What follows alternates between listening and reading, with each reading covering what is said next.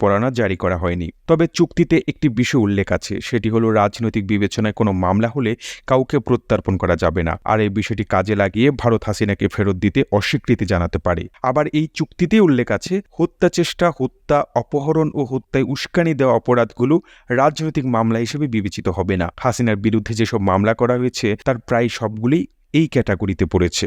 এছাড়া হাসিনা নিরাপত্তা যদি নিশ্চিত না হয় তাহলে তাকে রাজনৈতিক আশ্রয়প্রার্থীর মর্যাদা দেওয়া হতে পারে। এতে করে তার প্রত্যর্পণের দাবিটির আর কোনো মূল্য থাকবে না, কারণ রাজনৈতিক আশ্রয়প্রার্থীর প্রত্যর্পণ করা যায় না। শেখ মুজিবুর রহমান সেনা অভ্যুত্থানে নিহত হওয়ার পর শেখ হাসিনাকে ভারত রাজনৈতিক আশ্রয় দিয়েছিল, কিন্তু এবার তার ভারতে থাকার বিষয়টি জটিল হয়ে পড়েছে, কারণ অন্তর্বর্তী সরকার তার কূটনৈতিক পাসপোর্ট বাতিল করেছে। প্রকাশনীটি বলেছে, প্রত্যর্পণের বিষয়টি চুক্তির চেয়ে কূটনীতির উপর বেশি নির্ভরশীল, কারণ শুধুমাত্র আলাপ আলোচনার মাধ্যমেই কাউকে ফিরিয়ে আনা সম্ভব। প্রতিবেদনটি ভালো লেগে থাকলে আপনার টাইমলাইনে শেয়ার করুন। একই সাথে আপনি বাংলাদেশের